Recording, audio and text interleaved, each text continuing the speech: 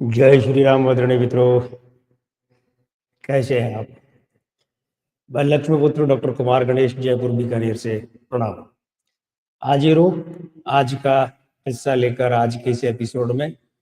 और आज का किस्सा पिछले एक किस्से को जाकर छूता है। आपको याद है हमारा वो वीडियो, वो किस्सा जिसमें कहा था कि अगर ये नहीं होती तो पाकीज़ा फिल्म पूरी नहीं होती, है ना? याद है आपको? तो आज का किस्सा मैं आपको वहीं पर ले जाकर जोड़ देता हूँ। और आज के किस्से को भी चलिए ऐसा करते हैं कि बॉम्बे चलते हैं।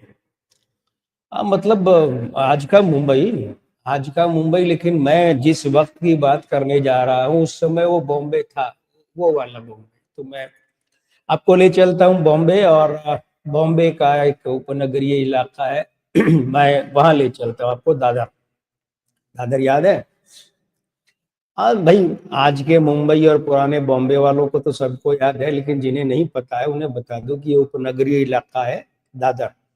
तो चलिए मैं आपको दादर में ले चलता हूँ, दादर पुल। ठीक है।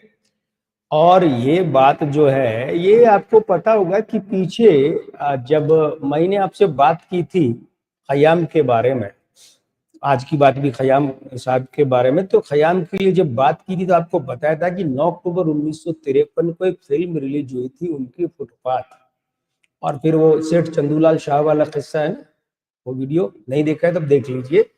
तो ये बात 1952 के आसपास की है, जब फुटपाथ फिल्म का काम चल रहा था, म्यूजिक का काम चल रहा था। और दादर, अब ये देखिए दादर का जो पुल है ना, तो अब तो खैर इसका स्वरूप बहुत कुछ बदल गया है, लेकिन मैं बात कर रहा हूँ 1952 की। मतलब आज से, जब भी मैं आपसे बात कर रहा हूँ और जब आप वीडियो देखेंगे तो उस वक्त से लगभग लगभग कितने साल पहले, 72 से भी अधिक वर्ष पहले।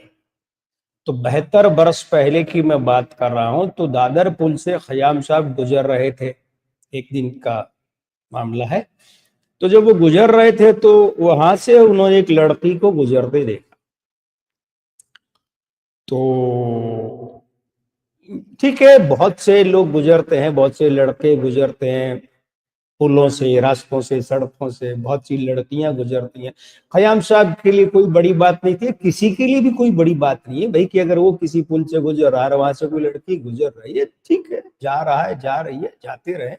लेकिन वो जो वहां उन्होंने उसे देखा, उस लड़की को, तो वो जावेद अख्तर साहब वाली बात की कि लड़की को देखा तो ऐसा लगा जैसे खिलता गुलाब, जैसे जन्नत का ख्वाब, वो वाली बात हो गई उनके, तो खयाम साहब के दिल में। अब वो देखते रहे, वो लड़की जा रही है, वो देखते रहे। वो यूं आई सामने से तो देख रहे थे, क्रॉस करके निकल गई यूं, तो वो भी फिर भी वो देख रहे थे, देख रहे थे, देख रहे थे। अब रणजीत स्टूडियो की तरफ मुड़ने से पहले उस लड़की ने पलटकर खयाम साहब की ओर देखा और मुस्कुरा दी। अब साहब वो जो नजरें और जो मुस्कुराहट थी वो खयाम साहब के दिल के अंदर पेवस्त हो गई, और ऐसी पेवस्त हो गई कि खयाम साहब बहुत देर तक उस तरफ शून्य में ही देखते रहे। उन्हें समझ में ही नहीं आया कि क्या करें, क्या हो, कौन है ये लड़की, कहाँ से है, क्या नाम है, पता क्या है, कुछ नहीं पता, सब लापता। बस एक पता है कि अपना पता नहीं रहा खयाम साहब। खैर, वो जो वो जिस तरीके से उस लड़की ने मुस्कुराकर देखा, वो आंखें, वो नजरें और वो मुस्कुराहट, मैंने कहा ना खयाम साहब के दिल के अंदर तक पेवस्त हो गई। तो खयाम साहब ने सोचा शादी तो इसी लड़की से करूंगा, जहूर हाशमी खयाम, शादी तो इसी लड़की से करूंगा। अब बेवकूफियों की हद ये थी कि पता ही नहीं था लड़की है कौन, और दोबारा कैसे मिलेगी, और मिलेगी कि नहीं मिलेगी, कहाँ रहती, कुछ नहीं पता। लेकिन सोच लिया जनाब की शादी तो इसी से करें। खैर, जब वो उधर से चले खयाम साहब, पुल उतरे और रणजीत मूवीटोन, रणजीत स्टूडियो आ गए, जो रणजीत मूवीटोन के मालिक चंदूलाल शाह का था, वो दो थे ना, रूपतारा स्टूडियो और रणजीत स्टूडियो। आपको बताया था ना सेठ चंदूलाल शाह की बड़े दिल वाली बात के लिए, जब उन्होंने खयाम साहब को गाड़ी, ड्राइवर, पेट्रोल सब कंपनी की तरफ से दे दिया था फुटपाथ के बाद। वो बाद की बात है, अभी मैं बात कर रहा हूँ फुटपाथ के गानों का काम चल रहा। तो इस तरीके से 6 महीने बीत गए। तो पता ही नहीं था कि लड़की कब मिलेगी कब नहीं मिलेगी, तो वो तो अंदर दिल में बैठी बात है। लेकिन वैसे तो आई गई। तो 6 महीने हो गए। 6 महीने के बाद में क्या हुआ कि एक बार खयाम साहब जो है वे काम कर रहे थे रणजीत स्टूडियो में। अच्छा हाँ, यहाँ एक और बात ध्यान दीजिएगा। ये हुआ क्या कि खयाम साहब को रणजीत स्टूडियो की, जहाँ एक तरफ तो फुटपाथ फिल्म मिली थी, वो मैं आपको बता ही चुका हूँ कि उसका सारा क्या था। वहां एक धोबी डॉक्टर मिली थी। मैं चलते चलते आपको ये भी बताते चलूं कि धोबी डॉक्टर किशोर कुमार की अभिनेता के रूप में पहली फिल्म थी। तो इसके संगीतकार भी खयाम साहब थे। तो ये इसके निर्माण के दौरान की बात है, काम चल रहा था म्यूजिक का। तो जब वो रणजीत स्टूडियो में बैठे काम कर रहे थे खयाम साहब, तो उनका एक साथी आया और साथी आकर कहा कि यार भाईजान, एक लड़की आई है पंजाब से और बड़ा अच्छा गाती है। तो खयाम ने कहा तो बोले वो आपसे मिलना चाहती है। तो खयाम ने कहा अच्छा। बोले हाँ ठीक है, भेज दो मिलने के लिए। ठीक है, कोई नया गायक या गायिका के रूप में कोई व्यक्ति आया है तो मिल लेते, क्योंकि खयाम साहब खुद भी तो अब बहुत बड़ा नाम कोई थे नहीं, बल्कि बड़ा नाम भी नहीं थे उस समय। हालांकि खयाम साहब तो खैर बहुत बड़ा नाम बन गए, तब भी बहुत विनम्र थे। ये उनकी महानता थी।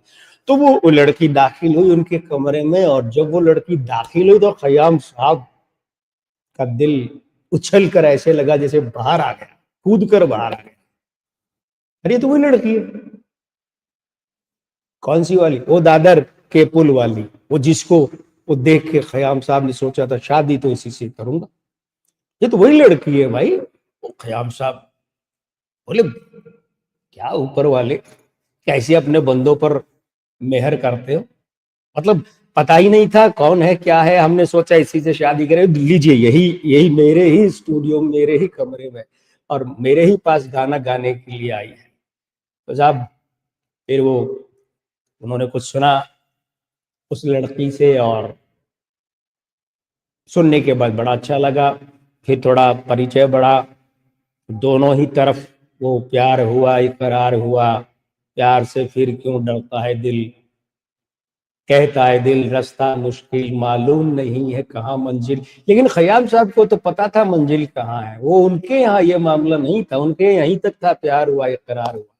तो इकरार हुआ साहब, और उस लड़की को खयाम साहब ने कह दिया कि मोहतरमा, आपसे शादी करने का सोचा है हमने, हम आपसे शादी करना चाहते हैं। तो उस लड़की को थोड़ा सा अरे यार छोड़िए, चलिए बार बार लड़की लड़की क्या बोलना, मैं नाम बता ही दूं आपको, है ना।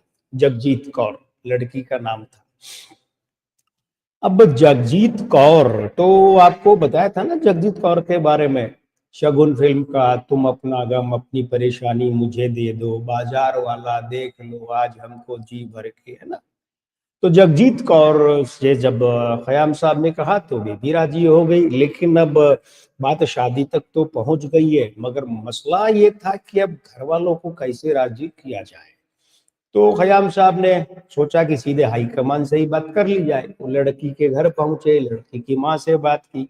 लड़की की माँ को ये पसंद आ गए, ये लड़का अच्छा है भाई, जहीन किस्म का लड़का है, बढ़िया लड़का है। तो लेकिन मामला तो वही, हाँ जिल्ले इलाही, मतलब परिवार के मुखिया ने पिता के पास जाकर थोड़ा अटका, थोड़ा ना नुकुर का मामला हुआ। लेकिन फिर वो जब तीन लोग एक तरफ हो गए ना, लड़की, खयाम साहब, मतलब जगजीत जी, खयाम साहब और जगजीत जी की माँ, तो फिर वो भी पिताजी भी थोड़ा सा ना नुकुर के बाद में राजी हो गए। यहाँ कोई सलीम अनारकली और अकबर वाला मामला तो था नहीं, तो वे भी राजी हो गए और साहब शादी तय हो गई। अब जब शादी तय हो गई तो फिर जगजीत कौर जी की माता जी ने कहा खयाम साहब से कि बेटा अब तुम सिख बन जाओ, और उसके लिए क्या करो, अमृतसर स्वर्ण मंदिर में हो, अमृतसर जाओ और स्वर्ण मंदिर में मत्था टेक और अब तुम सिख हो जाओ। तो सबसे ऊंची प्रेम सगाई, प्रेम बड़ा था खयाम साहब। और खयाम साहब जिन संस्कारों में पले थे, उनके यहाँ वो धर्म को लेकर कोई बहुत बड़ी दुर्भावना, दुराग्रह वाली बात थी भी नहीं। तो वे गए, अमृतसर गए, स्वर्ण मंदिर में मत्था टेका, और उस दिन से उनका एक नाम पड़ गया, खयाम सिंह। तो उस दिन के बाद से उनके बहुत चाहने वाले, बहुत निकट के मित्र वगैरह, वो उन्हें खयाम सिंह भी कहते थे। तो इस तरीके से जहूर हाशमी खयाम क्या बन गए, खयाम सिंह बन गए। ये भी उनका एक नाम हो गया, ससुराल में वो इसी नाम से जाने जाते। तो मित्रों, कैसा लगा आपको यह किस्सा? अगर अच्छा लगा है तो ये जो वीडियो है इसे पसंद कीजिए, इस चैनल को आप सब्सक्राइब कीजिए। अगर आपको ये अच्छा लगा है आगे भी बढ़ाइए, और अगर नहीं भी लगा है तो अपना आशीर्वाद बनाए रखिए। मैं लक्ष्मपुत्र डॉक्टर कुमार गणेश, जयपुर बीकानेर से अगले एपिसोड में अगला किस्सा लेकर हाजिर होऊंगा। प्रणाम।